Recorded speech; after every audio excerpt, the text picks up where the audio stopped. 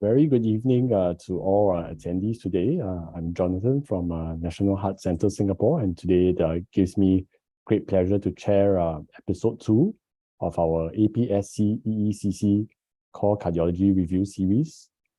Today's episode is on updates in electrophysiology. We'd like to thank BI as well as Boston Scientific for providing an unrestricted educational grant to run this series.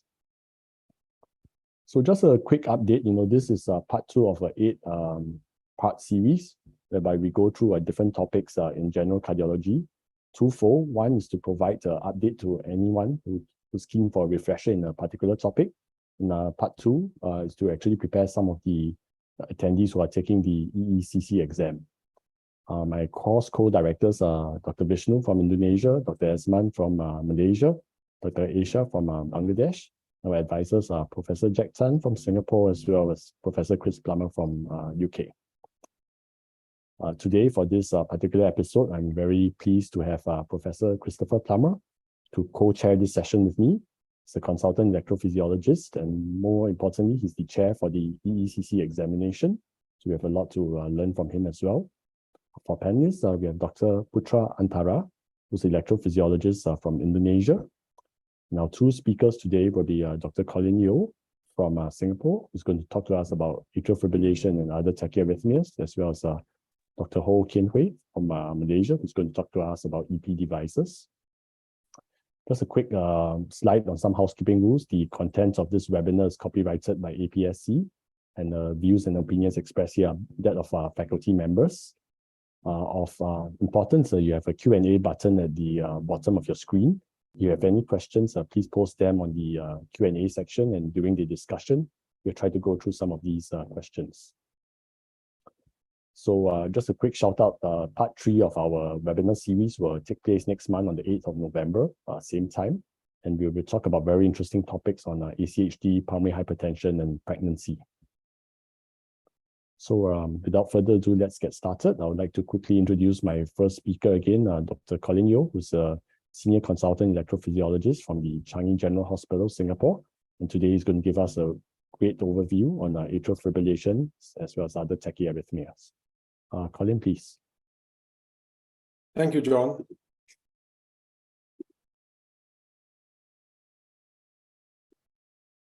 Hi, everyone. So today my session will be on atrial fibrillation and other forms of tachyarrhythmias. And I'll be discussing on atrial flutter and SVT diagnosis and management. So I'll recommend all the readers to refer to the ESC, AF, and SVT guidelines for more details. So we kick off with atrial fibrillation, which is the most common arrhythmia in the general population. So candidates will have to be aware that this is the most prevalent arrhythmia in the general population, and the prevalence increases with age, ranging from 1 to 2% in the general population to more than 10% in patients above the 7th decade of age. Now, the prevalence of atrial fibrillation will not just go up with age, but also with increasing comorbidities. And we know that with advancing age, it also comes with increasing prevalence of other comorbidities such as heart failure, hypertension, diabetes, for example. So we expect the prevalence of atrial fibrillation to continue to go up, especially in the developed nations. The diagnosis of atrial fibrillation, the gold standard is still on the 12-lead ECG.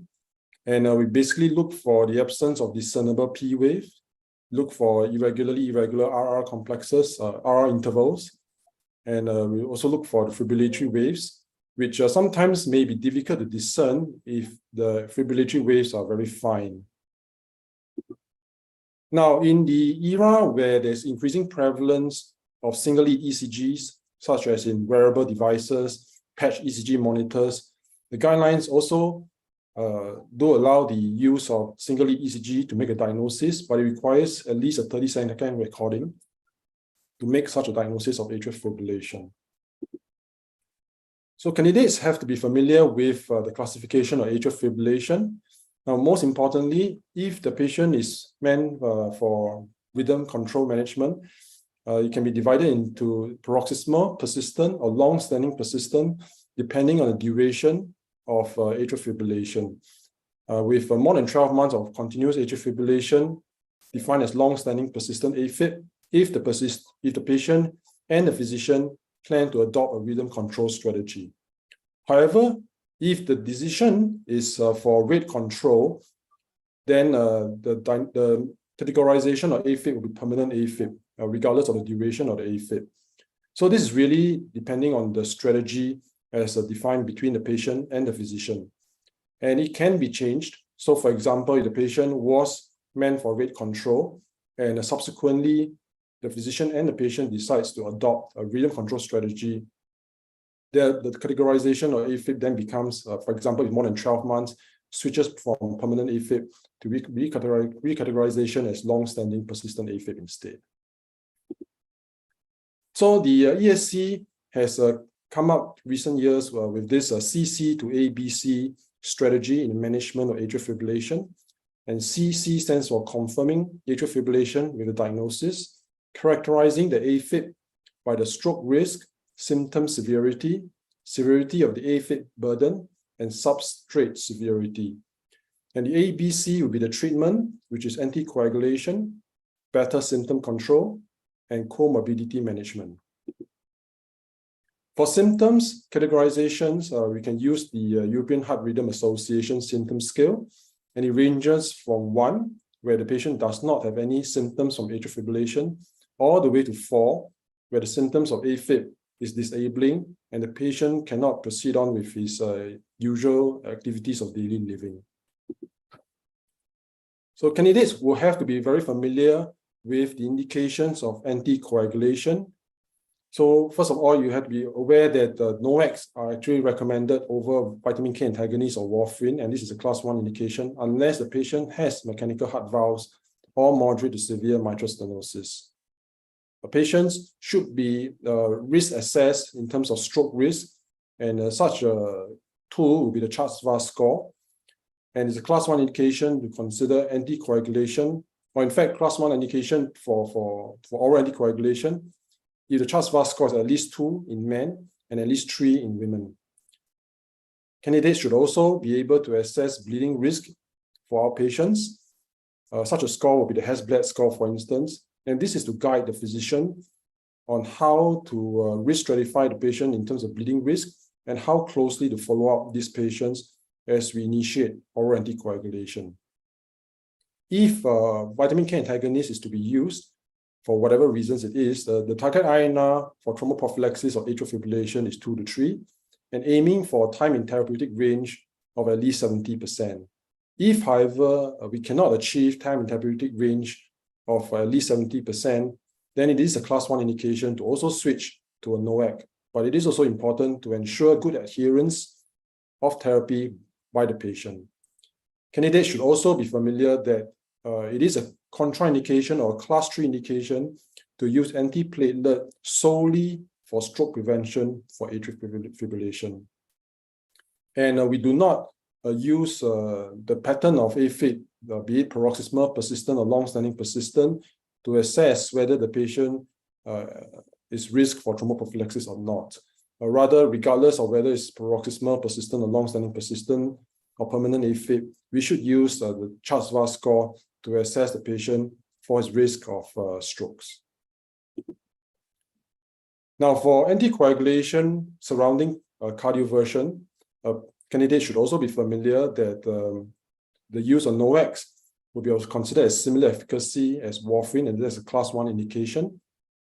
If the patient is undergoing cardioversion for AFib or A-flutter, we should go for at least 3 weeks of anticoagulation before cardioversion.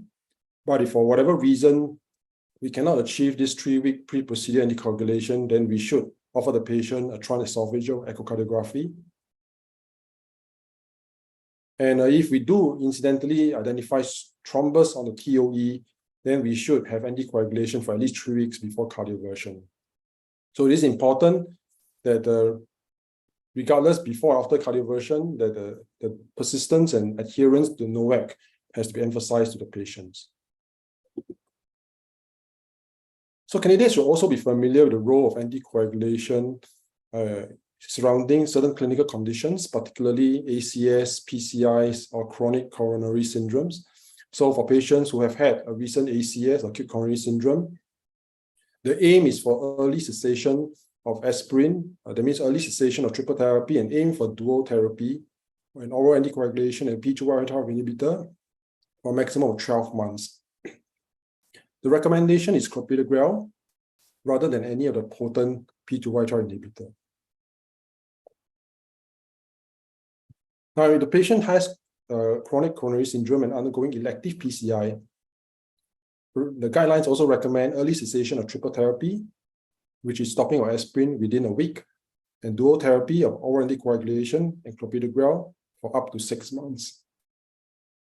And for post-op AF, the role of anticoagulation has been discussed with the patient. This is a two-way indication.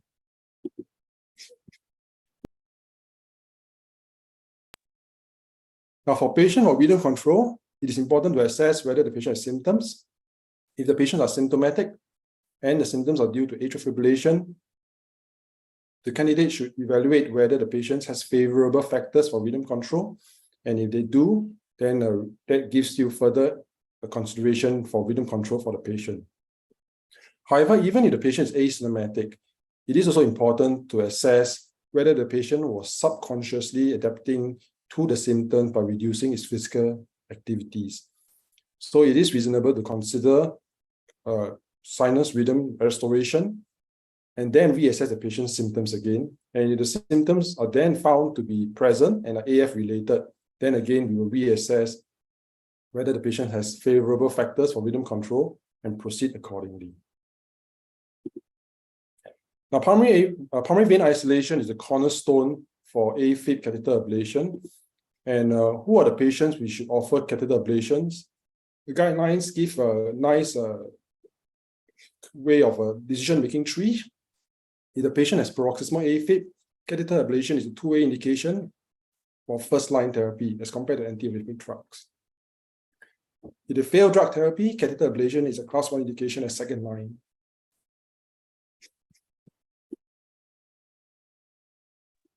However, if the patient has HFrEF or heart failure with reduced EF, catheter ablation becomes a class 1 indication as first line compared to antiarrhythmic drugs, and a two-way indication as second line if they fail drug therapy.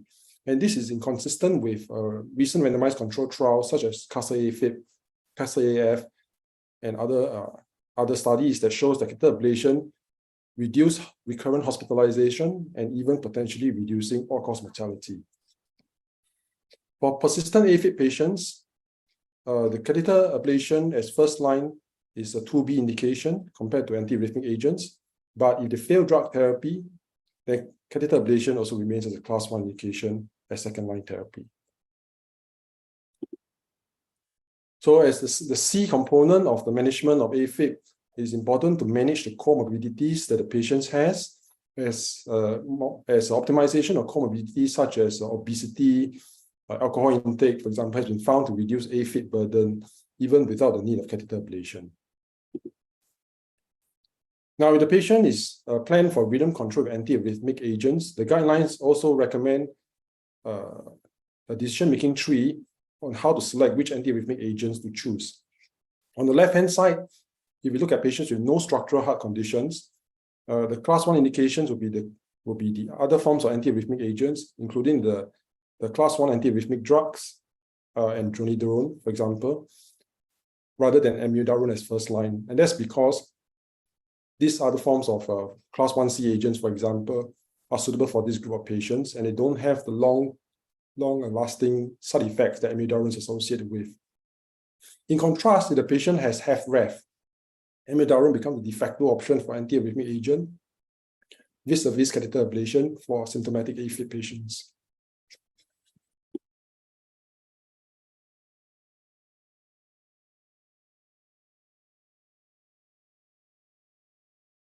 If the patient is for rate control, then we will again reassess whether the patient has any significant comorbidities. If they have no significant comorbidities, then beta blockers and non-dipyridamole calcium channel blockers are reasonable options for rate control. If the patient has heart failure with reduced EF, then beta blockers considered as first line for rate control agents. If the patient has bronchoreactive airway disease, then non-dipyridamole calcium channel blockers is considered as a first line for rate control agent. If the patient has pre-excited AFib or A-flutter, ablation should be considered as first line. For rate control targets, we aim for 110 beats per minute and below, or lenient rate control, we call that. And this in response to the RACES-2 trial, which showed that there was no benefit in a strict rate control. So we do a simple quiz here, just to familiarize with what we've learned so far. So we have a 45-year-old lady with symptomatic AFib, despite bisoprolol 2.5 milligrams once a day, with an average heart rate of 80 to 90 beats per minute, CHA2DS2-VASc score of 1 with structurally normal heart, normal creatinine clearance. Which treatment is the most appropriate? Option A was to intensify bisoprolol dose.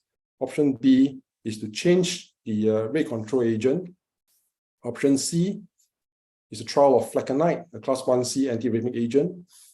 Option D, which is a trial of amiodarone, which is a class 3 antiarrhythmic agent. So in this case, if the patient is symptomatic for atrial fibrillation, we should really consider rhythm control. So option A and B would be less favorable options. In view that the patient is young, the patient has a normal kidney function, structurally normal heart, there's no real role for amiodarone as first line. So option C will be the most appropriate option if antiarrhythmic drugs strategy is going to be the main strategy to manage AFib symptoms. So the answer will be option C. Next, we go to atrial flutter diagnosis and management. So diagnosis of atrial flutter is best made with the 12-lead ECG and is typically seen with the monomorphic sawtooth appearance of the flutter wave in the baseline.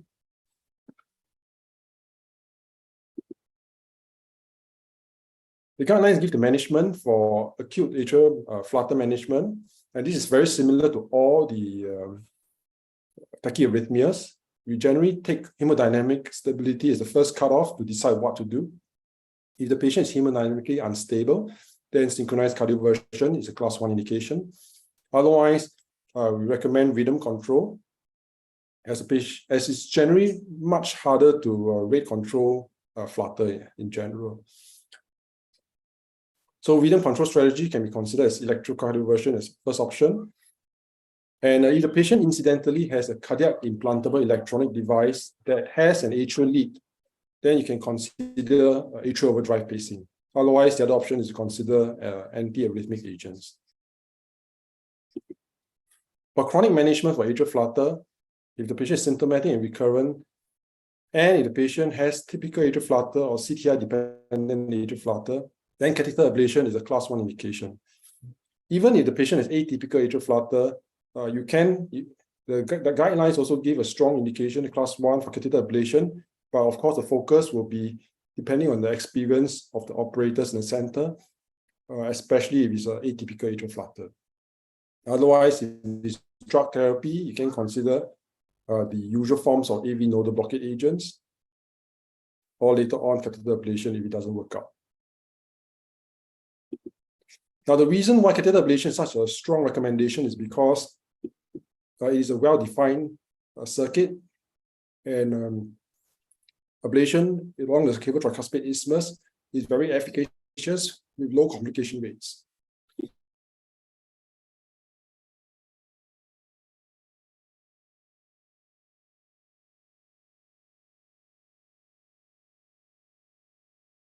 Next, we discuss supraventricular tachycardia. So this is in the context of a narrow complex tachycardia with QRS of less than 120 milliseconds and regular RR intervals. Next, we will look at whether there is visible waves. And if there are waves, we will assess the ratio of P waves to QRS. So if there's more P to QRS, then we're looking at an atrial flutter or focal atrial. If there's more V than A, then we're looking with some form of VT. Now, with 1-to-1 VA relationship, then we look at the RP intervals. If there's a short RP interval, we're looking at most common form of diagnosis as typical AV and RT. Otherwise, if it's long RP interval, all the other differential diagnoses for SVT will have to be considered, including AVRT and AT. Now, in regular narrow complex SVT, we can use adenosine to assess the mechanism of the SVT. If there's no effect of adenosine, it's usually most commonly due to inadequate delivery of adenosine, as it's a short half-life. If you see that there's actually a gradual slowing and re-acceleration of the SVT with adenosine, we're dealing with an automatic form of tachycardia. If we have a sudden termination of adenosine, then we know that this is a macro reentrant tachycardia, and the usual differential diagnosis will apply, such as AVNRT or AVRT as the most common forms of macro reentrant SVT. There's no perturbation at all by adenosine, and assuming that the delivery of the adenosine is good, then we are more likely to deal with a form of micro reentrant tachycardia. For the acute management of SVT, if it's hemodynamically stable, vagal maneuvers is a class 1 indication, and if it fails, IV adenosine is preferred over beta blockers or calcium channel blockers. So for diagnosis of SVT, generally, we have to look out for the P waves. They may not be always very obvious unless we look out for it. So this example of regular narrow complex SVT, and this is how the ECG looks like after IV. So I'll take the chance to highlight where to look out for P waves. So the first row, we're looking at the rhythm during SVT from lead V1. And the second row, we're looking at sinus rhythm from the same lead V1. You can see that during SVT, there is a pseudo R prime at the terminal end of the QRS at lead V1, which is commonly associated with a short RP tachycardia, typical AVNRT. You can see that this terminal end of R prime in the QRS disappears during sinus rhythm in the same lead. Similarly, in typical AVNRT, we also look out for the terminal S prime in the end of the QRS in the inferior leads, usually best seen in lead 2. And you see that this pseudo S prime at the terminal end of the QRS during tachycardia, which is on the third row, disappears on the fourth row, which is during sinus rhythm, and the same lead 2. So for AVNRT, if you do manage to make a diagnosis of AVNRT, if the patient has symptomatic recurrent AVNRT, catheter ablation is a class 1 indication. If the patient does not want catheter ablation for whatever reason, then of course, drug therapy is the alternative option. And again, the reason why typical AVNRT is so amenable to catheter ablation is because there is a very clear substrate, which in this case is a slow pathway, and a high success rate with a low complication rate kind of procedure. For regular white complex tachycardia, the differential diagnosis is always SVT aberrancy versus ventricular tachycardia. There are many algorithms available to differentiate them, the most common being the Brugada algorithm. In the guidelines, there's a table to highlight what are the features to look out for VTs. So if it's a white complex tachycardia, if it's hemodynamically unstable, we do synchronized cardioversion. That's a class 1 indication. If the patient is stable and you believe that this is a form of SVT aberrancy, you can consider vagal maneuvers as a class 1 indication, or else you can try IV adenosine. So there's a little quiz here we have now. In this case, we have a patient who's young and having palpitation for 2 hours. So he's actually hemodynamically stable and he walks into the A&E with this ECG. So if you look at it, this is a tachycardia which is white, and the RR intervals are actually irregular. In fact, if you look at the QRS morphology beat to beat, you will see that there's variation of its morphology. So if you are able to recognize these features, you will recognize that this is basically excited atrial fibrillation. Sorry. So the options, in this case, the most appropriate option would be to use IV clinomide if the patient is hemodynamically stable, which was in this case. So if you do see pre-excited atrial fibrillation, if the patient is hemodynamically unstable, you perform synchronized cardioversion. If the patient is hemodynamically stable, you can consider a two-way indication, which is procainamide or ibutilide, depending on which geography you are in and which drug is available for you. So for the same patient, after given IV procainamide, you can see that the patient has reverted to sinus rhythm, and you would recognize that in this sinus rhythm, there's short PR interval, there's slurring of the QRS, and presence of delta wave. So in this case, the patient has left-sided pre-excitation, and he was then subsequently offered catheter ablation. So for chronic management, for patients with AVRT or pre-excited atrial fibrillation, catheter ablation is a class 1 indication. Now for AVRT, if the patient doesn't want catheter ablation, then the alternative option is to consider drug therapy, and these are the options recommended in the guidelines. Okay, with this, I thank you very much for your attention. Yeah, thanks, Colin. For a non-electrophysiologist like me, I thought this was a great summary on AF, atrial flutter, as well as SVTs. Maybe we can just take a question that we have on the Q&A first, and I will direct this towards yourself, Colin. So someone's asking whether NOAC can be given in pregnancy with AF. Is there a particular NOAC that's more amenable to that, or should we not give at all? Yeah, good question. The NOACs, unfortunately, are not really tested for pregnancy. So I think this is a gray area. Okay, and maybe I will also ask Putra, one of our panelists, what do you think of the indications of AF ablation nowadays? I think when a decade ago, when we first started off, rhythm control, it was said to be, like you could consider, but rate control is not bad. And nowadays, with a lot of the new trials coming up and all that, seeing a lot of stronger indications for AF ablation. Maybe you can make some comments and some learning pointers to our audience about the AF ablation and its current role in this era. Yeah, thank you, Jonathan. Yeah, I think we're for AF ablation. I think we're in a very interesting time where these days, back when I was learning cardiology, there was like a 50-50 balance between rhythm control or rate control. It doesn't show any significant benefit like 15 years ago. But these days, we're seeing more and more, especially in the heart failure populations, that atrial fibrillation play a major role in the development of heart failure, including symptoms of heart failure with preserved ejection fraction.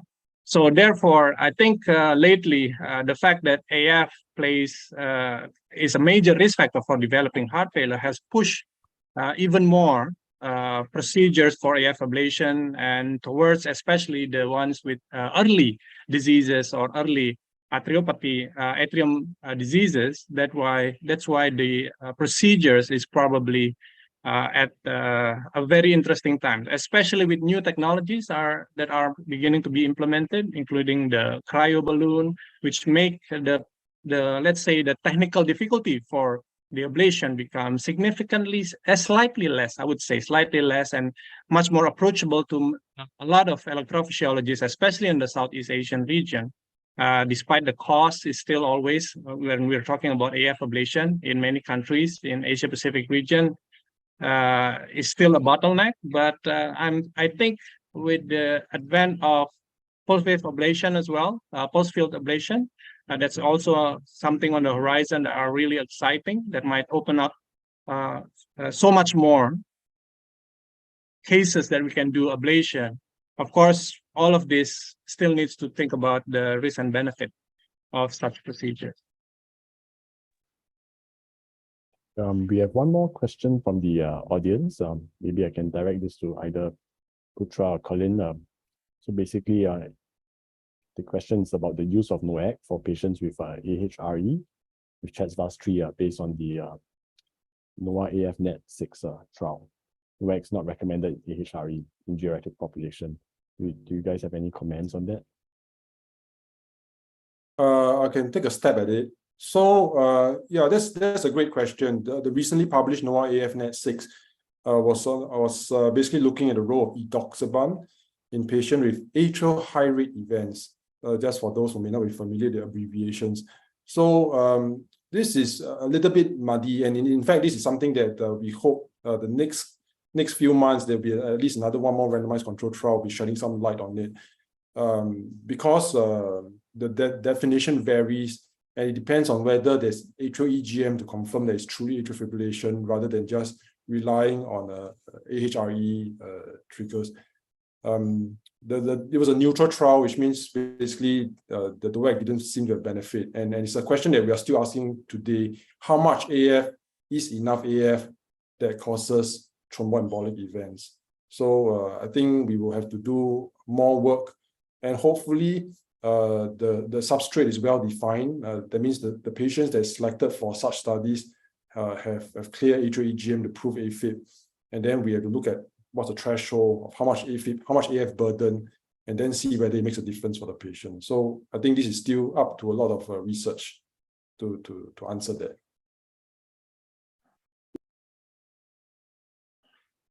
Chris, you have a comment? Yes, I would agree. Thank you for a great talk, Colin. There are other ongoing trials looking at how much atrial fibrillation you need for anticoagulation, Artesia being one of them. So I think this is an evolving field, and I think we will learn more over the next year or two. Atrial fibrillation, atrial flutter, very common in clinical practice and in exams. One of the things that seems to change very rapidly is the advice on anticoagulation in patients with acute coronary syndrome, so dual antiplatelet agents and anticoagulation for atrial fibrillation. And the trend seems to be a shorter and shorter duration of dual antiplatelet therapy. I wonder if you could comment on where that's likely to get to, or do you think we have reached a plateau in terms of the way the guidelines are evolving?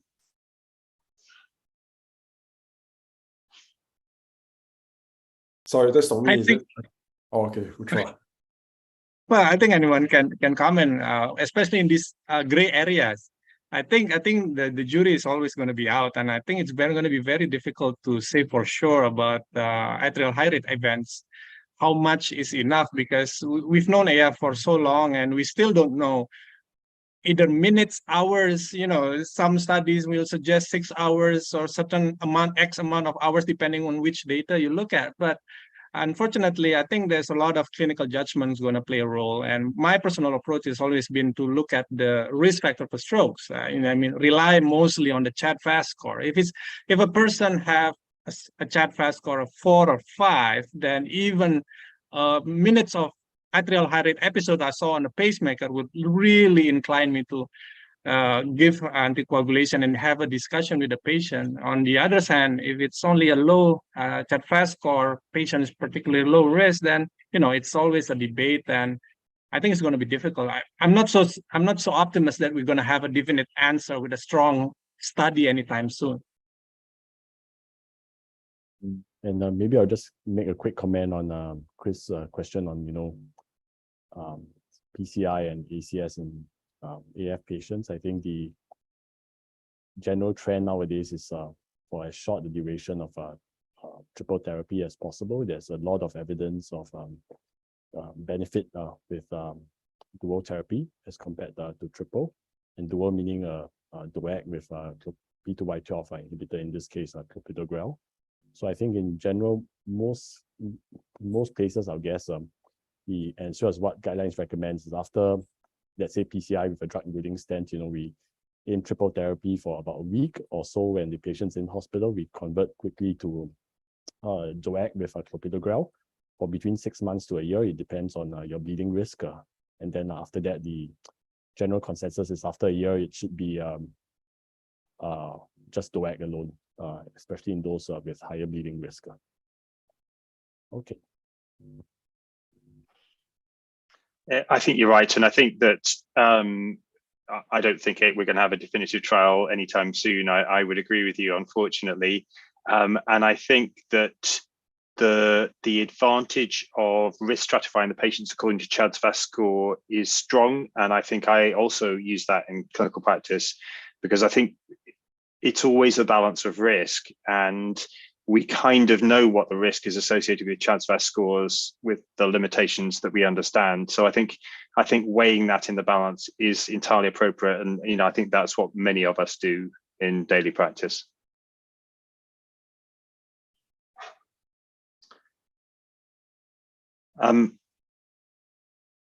If we don't have any other questions currently, I wonder if we should go on to the next talk.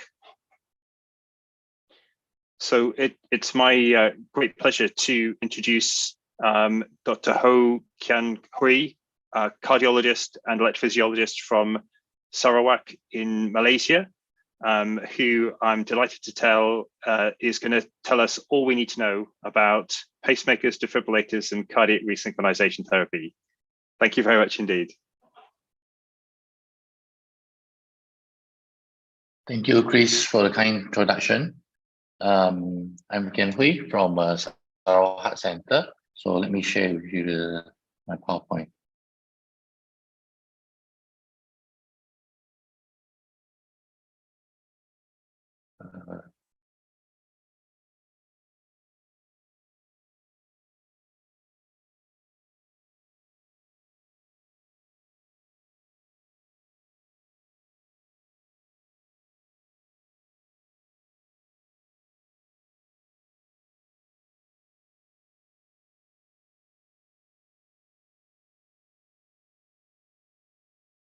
All right.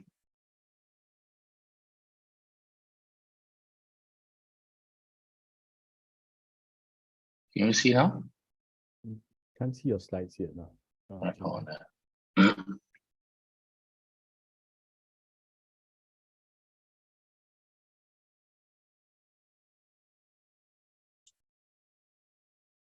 Something wrong here.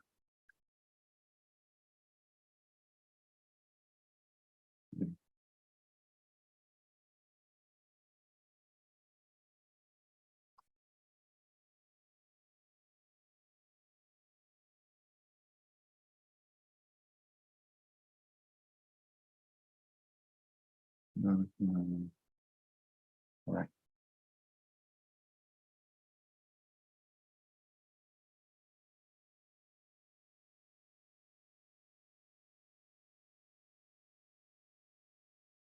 Maybe while waiting for Kian Hui, I wanted to ask a question.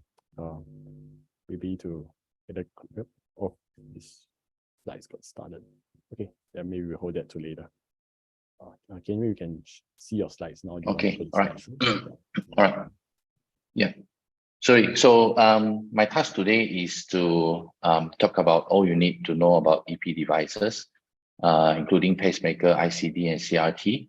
But I believe this is a very big topic, and then my disclaimer is that it's impossible for you to know everything with this short presentation. As you know, from this guideline 2021, the not too updated, but it's the latest guideline that we have.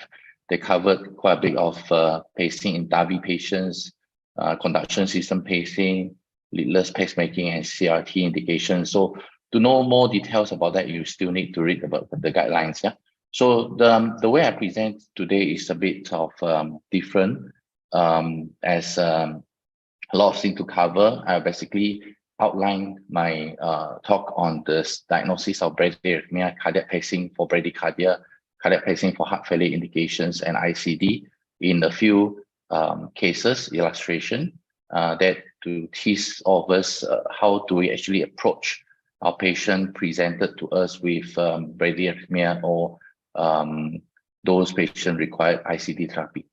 So this is my first case of, she's a 35-year-old lady with no known illness, presented to us on off syncope for a few months with generally physical examination shows normal findings. When you see the patient, when you get history from her, she say that she was told by her husband that who is a GP, that her heart rate was 30 beats per minute when she actually had the syncope event. And further questioning, she denied of any triggering factors. There is no palpitations prior to the event, and from no family history of early onset cardiac conduction disease. So as you look at the ECG, this is a normal sinus rhythm ECG, and you cannot find anything wrong here. But basically, when we have a patient presented with bradycardia-related symptoms, if they have a persistent bradycardia, it's very simple for us to diagnose and to give pacing therapy for the patient. But however, if the bradycardia is not persistent, you basically need an ECG diagnosis to confirm that the symptoms that he or she has actually correlates with the diagnosis of bradycardia, either from the intrinsic causes like paroxysmal AV block or atrial fibrillation with slow ventricular response, or the extrinsic causes like vaguely induced sinus arrest or AV block. Of course, situation like bundle branch block and also symptoms that correlate with reflex syncope, we might need other tests to help us. So the initial evaluation of patients with symptoms suggestive of bradycardia, no other than proper history taking, which play a very major part of our diagnosis. Also physical examination, ECG, and cardiac imaging. So for this patient, no doubt we need to rule out those reversible cause of suspicious of any potential cause of bradycardia, as there is actually mentioned to you that the heart rate was 30 beats per minute during the event. History also, I mean, the sleep evaluation for this kind of patients is very important to make sure that there's no sleep disorder, right, that is happening on her. So other than that, cardiac imaging, right, is in class 1 recommendation for patients with suspected or documented symptomatic bradycardia to look for presence of structural heart disease, right, or those who potential causes of conduction disturbance, and sometimes you may need even MRI or PET-CT scan to help for diagnosis. So this patient had a normal echo finding. EEG was done, it's normal, and her blood test was actually found to be normal. So basically, with these intermittent episodes of syncope with heart rate of 30 beats per minute, the intermittent symptomatic bradycardia is in our mind, but whether this is due to the sinoatrial disease or AV nodal disease. And we always need to think about if this is a functional or pathological causes, and if this is a reversible or irreversible causes. So the guideline actually assists us in classifying what we need to do, right? After the history, physical examination, or the ECG and cardiac imaging, you basically will be coming out with whether you need further investigation, either you need a genetic test or tube table test or exercise test.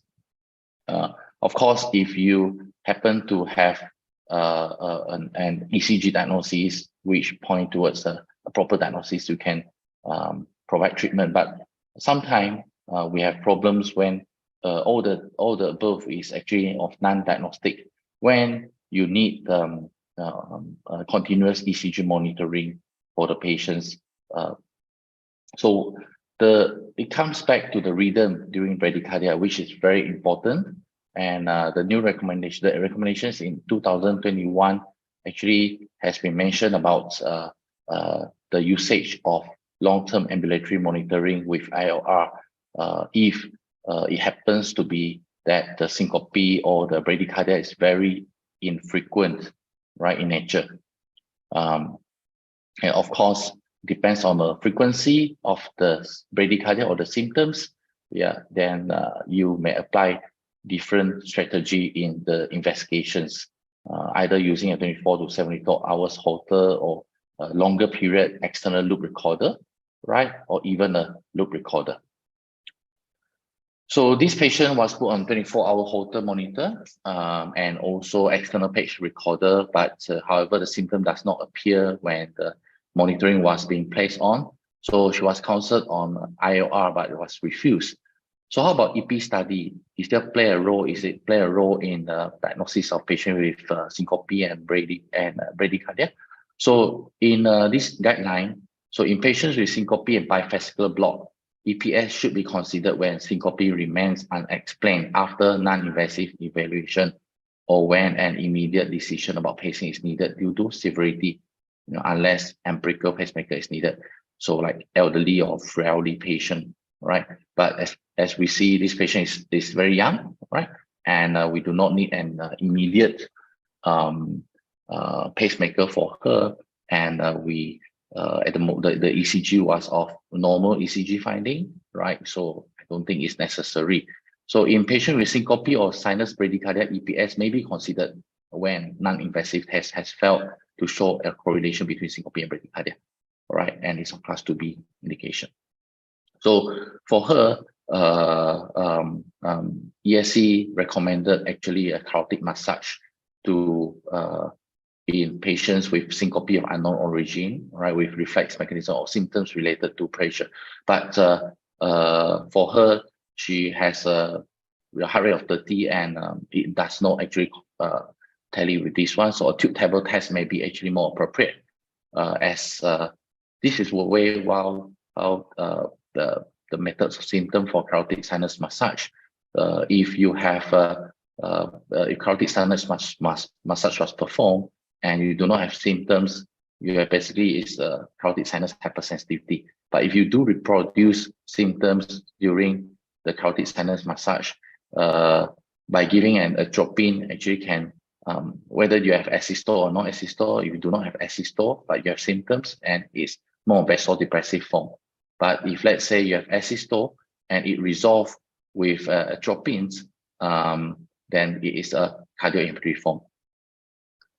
So tube table test is what we perform on some of the patients where syncope is there, and we need to tease out, the diagnosis of whether there's any cardioinflammatory phenomenon, right, that present in our patients, where a pacemaker implant may be necessary for the patients. So there are a few types of positive tube table test result, as you can see here, mainly for cardioinflammatory types, where pacemaker will help in this group of patients.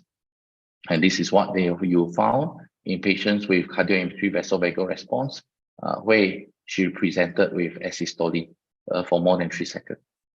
But if you look at the ESC guideline, when the patients presented with spontaneous asystolic pauses, right, for patient age more than 40 years old, right, is actually of class 1 indication, right? But to implant a pacemaker, and if their tube table test induced asystolic pause, also is a class 1 indication for implantation of a pacemaker for patient of more than 40 years of age, right? However, there is not much of data actually shows that how should we actually manage the patient with young patient with presence of cardioinflammatory pauses. As you see here, they mentioned that for more than 40 years with severe unpredictable recurrent syncope, who have pause or asystolic syncope during tube table testing, is a class 1 recommendation, right, to implant pacemaker. But looking back into the vasovagal syncope pathophysiology, as you know that a lot of for vasovagal cardioinflammatory response is basically is because of the overreactivity of the parasympathetic system, which involve the ganglionic plexus in our atrium. So so this is what proposed, and also what a lot of cases or literature has been mentioning it now, right? But it's not in the guideline yet, which they perform cardioneural ablation for patients who are less than 40 years old and found to have cardioinflammatory response. Of course, those patients who have vasodepressor response or mixed response, you may consider medical treatment before you actually considering medical treatment first, right? But of course, for patients with age of more than 40 years old, as per guideline, is still class 1 indication for patients to have a dual chamber pacemaker implant. And yeah, so this is the second case that I'm going to talk about. Yeah, who is a 70 years old gentleman, hypertension and dyslipidemia, referred to polyclinic for query AV block, right? By polyclinic for query AV block. So for the questioning, he is asymptomatic. So this is the ECG. So if you look into the ECG, you can see that there's a 2P wave, but one QRS complex actually, and it's actually a narrow QRS complex. The PR interval is not really that prolonged, right? So whether this one is a high degree AV block or is something that is suprahesion or is actually infrahesion. So in patients where you have a 2-to-1 AV block, you need to actually sort out whether, especially those who are asymptomatic, you need to look into whether this patient is having a nodal or infranodal block, right? Nodal block usually progresses gradually and often increased vagal tone, or often associated with increased vagal tone, and often it's reversible. But in the patient where he has an infranodal block, it progresses unpredictably, and it usually needs an urgent indication for pacemaker. So what to do if a patient cannot run, and typically happens in elderly group, right? We can either, if patient cannot do exercise, we can actually choose to use atropine or even carotid sinus massage, right? To see whether the AV nodes improve or worsen. And what to do for the guideline per se, right? If the patient is experiencing symptoms suspicious of bradycardia during or immediately after exertion, actually exercise testing is a class 1 indication for us to do that for a patient. But if a patient with intraventricular conduction disease or AV block of unknown level, existing exercise testing may be considered to expose the infranodal block, right? So what to do now? This patient, he has no symptom, but when we subject the patient to ECG with exercise, we noted that he has a chronotropic incompetence and he has giddiness during stage 3 with maximum heart rate of 60. So of course, decision is to implant a pacemaker. And from the guideline here, you can see that pacing is indicated in patient with sinus rhythm with permanent or paroxysmal 3rd or 2nd degree type 2 AV block, infranodal 2-to-1 or high degree AV block, irrespective of the symptoms. Yeah. So so what type of pacemaker to implant? Of course, nowadays we have single chamber, we have dual chamber, and of course we have also CRT pacing, which is including biventricular CRT pacing. So the recommendation in patient with AV block, dual chamber pacemaker should be preferred over single chamber ventricular pacing to avoid pacemaker syndrome and also to improve the quality of life. However, before implant, we need to do an echocardiogram, right? And this patient's echocardiogram was done was 45%. And because of that, he was subjected to a coronary angiogram, which found to be normal coronaries. And we did a CMR just to see what are the possible cause of non-ischemic cardiomyopathy, but there is no late gadolinium enhancement. So in this situation, what type of pacemaker should we implant? Of course, we know that is in the guideline, we're not recommended to implant single chamber pacemaker, as atrial ventricular desynchrony causes the situation get worse. But with ejection fraction of 45%, a dual chamber pacemaker, right? With what we have, I think all of us know, more pacing, more RV pacing, you have more risk of getting a RV pacing induced cardiomyopathy. So how about biventricular CRT, right? But if you look at the guideline, of course, biventricular CRT is not applicable for patients with a narrow complex QRS, right? And furthermore, yeah, the ejection fraction is not less than 35%, right? This is not suitable for biventricular CRT. So it does not fulfill a CRT criteria, but the ejection fraction is 40% with a narrow QRS duration, have not optimized GDMT, but we need to implant the patient. So of course, we know that conventional RV apical pacing have adverse outcomes like structural changes, and it causes clinical adverse outcomes.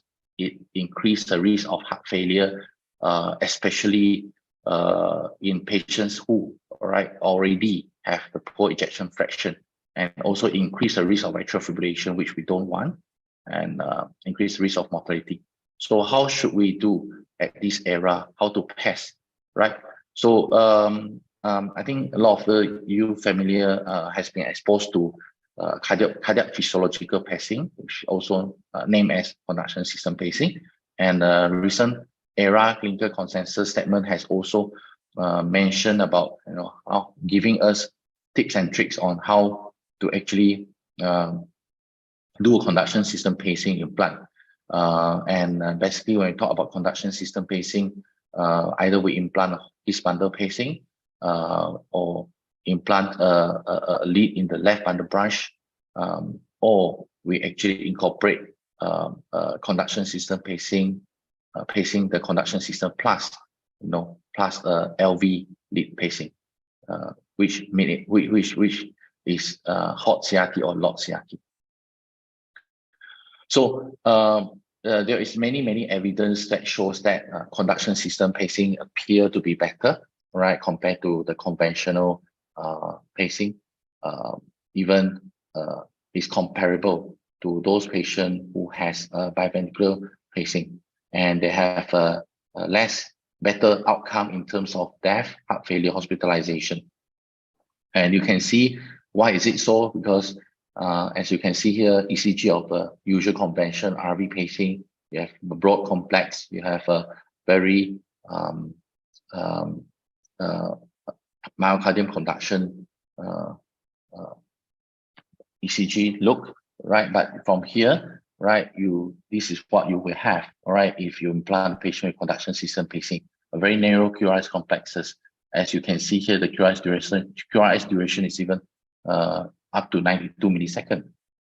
And for those who fulfill quick CRT indications of the pacing, right, by putting in conduction system pacing plus LV pacing, you can actually have a better QRS duration compared to the typical biventricular pacing.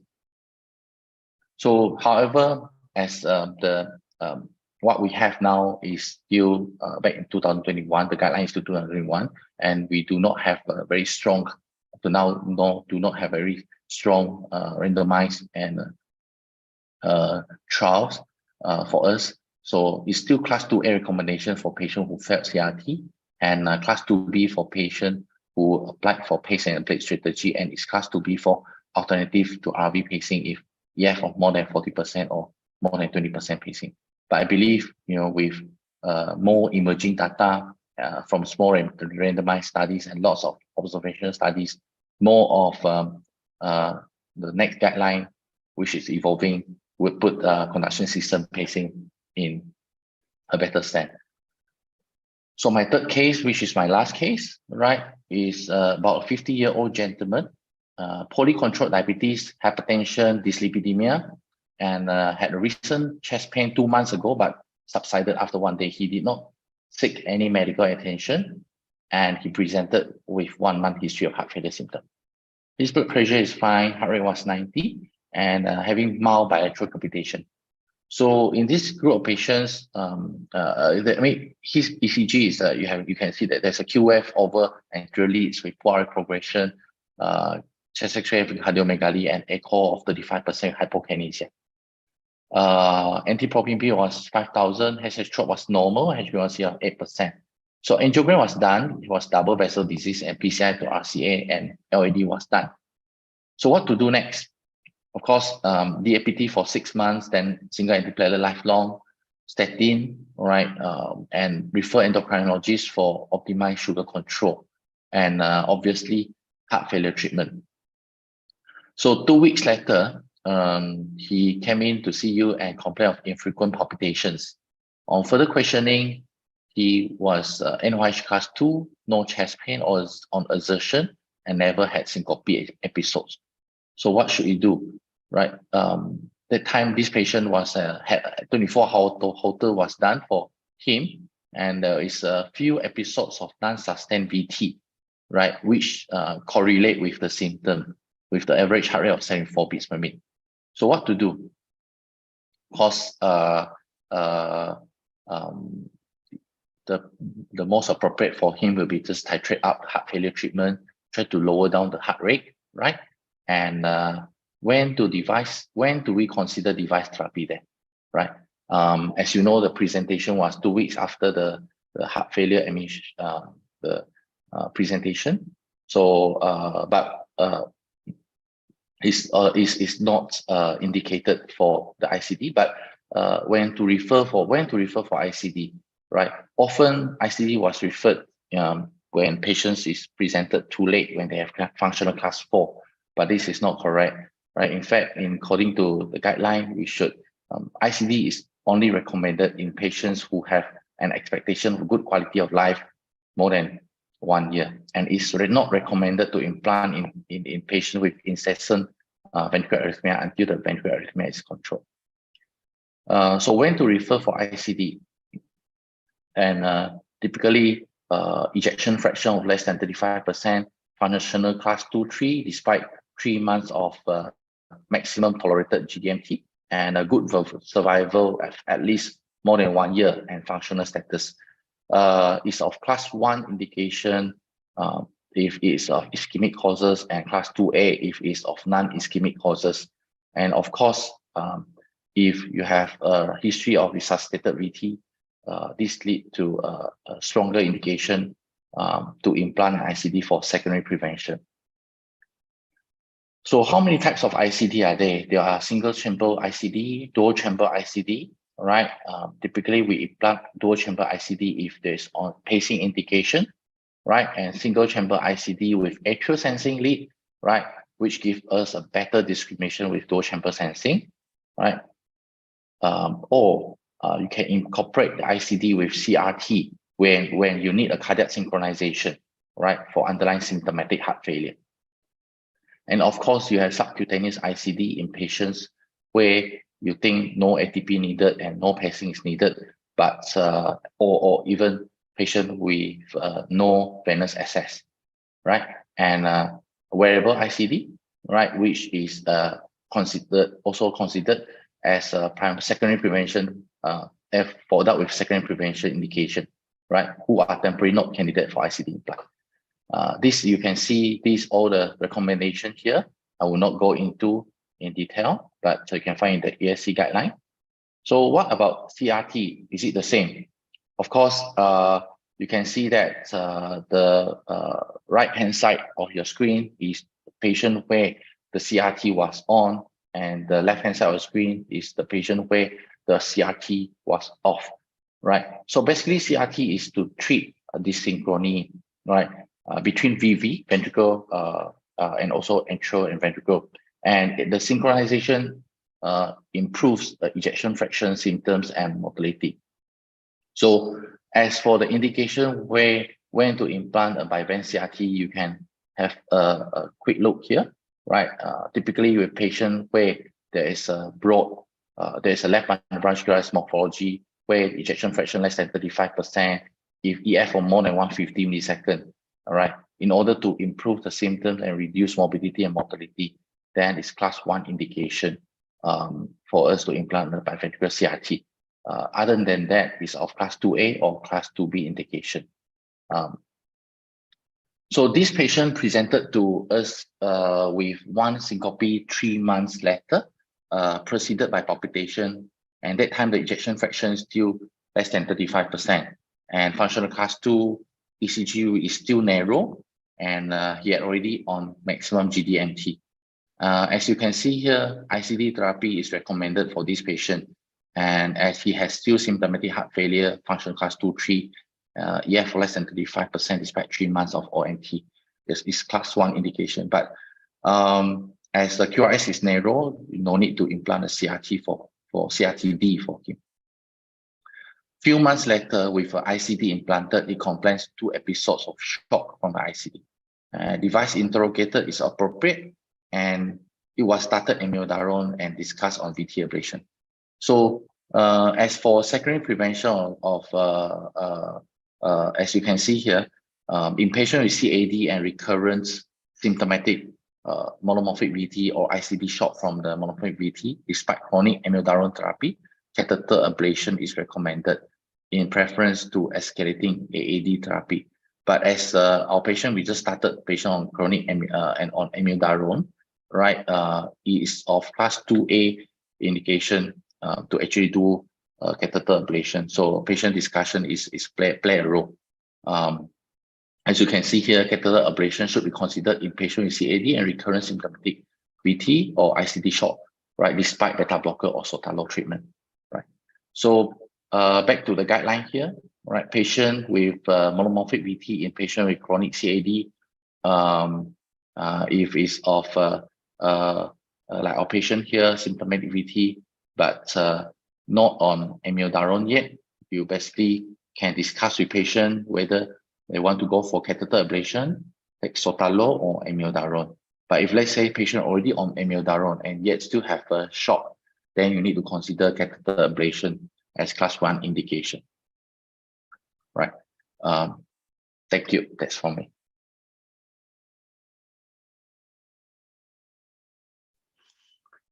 Thank you very much indeed. Having said that you were not going to be able to cover all of the topic, I think you've done a fantastic job covering a huge range of materials and guidelines. So thank you very much indeed.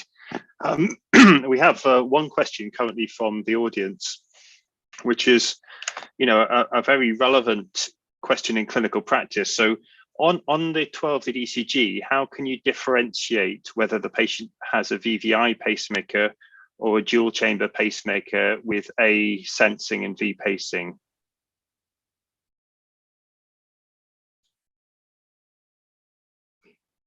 Pacemaker, ECG, and VVI mode.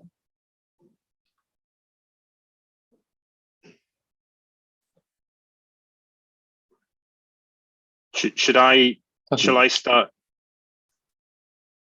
Yeah, you may. So if I start, just to check I've understood the question, I think it's obviously what you'll see is ventricular pacing only in both of those modes, but with a single chamber pacemaker, obviously there will be atrial and ventricular dissociation. So a single chamber ventricular pacemaker won't be sensing the atrium. So there may well be P waves, but they won't be aligned with the ventricular pacing. Whereas in a dual chamber pacemaker with atrial sensing, there'll be an atrioventricular delay followed by the ventricular pacing spike. So you'll see a one-to-one relationship in a dual chamber pacemaker between the sensed P wave and the paced V wave, whereas you won't with a single chamber ventricular pacemaker. The two will be dissociated. I hope I've answered that question in the way that it was meant. I wonder if I could ask a couple of things that I think come up quite a lot in the way that we practice electrophysiology now. Back in the days when I was training, atrial pacemakers, AAIR pacemakers, were very fashionable, and the people who thought they were at the cutting edge of electrophysiology implanted a lot of AAIR pacemakers. They've kind of gone out of fashion with Denpasar and other new data. Are there any situations in which you implant an AAIR pacemaker? I mean, I know the guidelines say when you're trying to avoid an extra lead, but what are the situations in practice where you'd consider an atrial only pacemaker?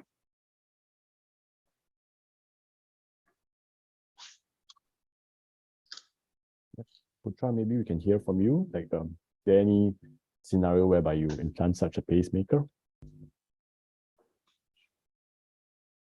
AAIR kind of a pacemaker. If I can go first, it's probably a regional issue, though. In my country, the reimbursement issue made us, or forced us actually, to put on so much significantly more single chamber devices. So funny enough, that gives us more incentive to look for chances or opportunities where we think that, okay, I think the AV node is still fine for a while, and mainly just dealing with a patient with sinus node dysfunction. So I put in a couple of AAI devices, just like the guidelines said. But I think you're right, and I've already seen the patient where a couple of years down the road, even before the battery depleted, because a lot of these patients are the elderly patients. Once the sinus node is wonky, then the AV node is coming next soon as possible. So I've been seeing the patients eventually need to upgrade to dual chamber, which is, you can argue before the battery is depleted is a waste of resources, but since that's the current situation where the reimbursement for our universal healthcare coverage, but I think it's not going to go away completely. There's definitely still a space for that in terms of cost saving. You might say, if instead of a dual chamber device, if we are quite certain that the AV node is still working fine, then yes, it can help quite a few numbers of patients. I would agree. I mean, we implant them in young, fit people with normal AV conduction. Yeah, we can do a Venki-Backer on the table with the atrial lead-in, for example, rather than having to do a separate EP study. And I think there is a role for that. And I think that the data, such as they are, relate largely to older people, where there is, a cumulative instance of AV block over time. And I think it's, if you can predict, it's better to do everything you need to do with the leads on the first procedure, but we all know that isn't always possible. Anything anybody wants to add to that? I guess at the other end of the spectrum, just to cover all the bases, then leadless pacemakers. For some years now, we've had ventricular only leadless pacemakers, and I wonder if I could ask for comments about what the indications appropriately in 2023 are for those, and what's coming down the line with dual chamber leadless pacemakers. Is that something that we've got experience of, and it's something that's likely to become prime time in the next year or two? Yeah, maybe I can give a stab at this. So at least for us, we try to limit leadless pacemakers for those who are on the elderly side, and that's because we cannot routinely extract them, especially for chronic devices. We also offer it for patients who have vascular limitations. For example, those who have had previous mastectomy with radiotherapy done on axillary vessels. We also offer them for less strong indication than for some patients who actually the very elderly who have some cognitive impairment. So sometimes the family members are concerned that the patients may end up scratching the wounds and increasing the risk of infection instead. But otherwise, I think the strongest indications will be those with vascular access difficulties. Will be it. I have implanted so far the Medtronic system, both the VR and the DR. And the DR system offers you atrial tracking, that literally answers the first question. Tracks the A and therefore pays the V accordingly. It'll be interesting to see how the Abbott system will come about. I've not had the chance to implant it in clinical practice yet, only done it in simulations at the moment.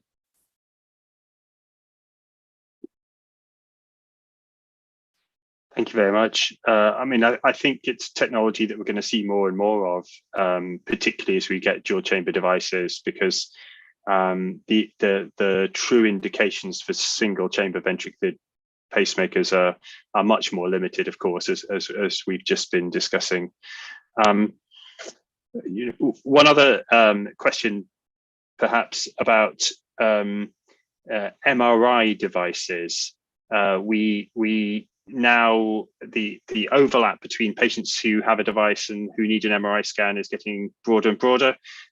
We have a fairly liberal policy in my institution of MRIing everybody who has a device. We just estimate the risk. And there are now a number of guidelines, but we're increasingly implanting, I think, MR conditional pacemakers. And I think that's a challenge for all of us, but I think we need to work through the workload implications of doing that. And I wonder if anybody got any comments on whether they're implanting only MR conditional devices on the grounds that it reduces workload, or whether there are cost constraints to put into that equation. I think for Singapore, at least, the cost constraints have been lifted for a couple of years now. So the routine is MR conditional device. And of course, the other reason is our radiologists are adamant that they will not do MRI if it's not MRI conditional. So it's really for patients' benefit. Thanks, Colin, for that insightful answer. And we are coming close to the hour already. It's about an hour, 15 minutes. It's been a great session. Once again, I reiterate, as a non-electrophysiologist, I've learned so much from my electrophysiology colleagues. It was really a good refresher for me at least, and I hope you enjoyed it as well. I'd like to thank my co-chair, Professor Chris Plummer, as well as my two speakers, Dr. Ho Kian Hui and Dr. Colin, and our panelist, Dr. Putra. Also, a quick shout out to our third webinar series. It will occur on the 8th of November next month, same time. We're going to talk about pulmonary hypertension, ACHD, and cardiac diseases in pregnancy. So this will be really interesting for those who are interested, and I hope to see you all there. Thank you very much. Thank you. Thank you. Thank you. Thank you. Thank you, everyone. Good night. Good night. Thank you. Good morning, Professor Chris. It's lunchtime now.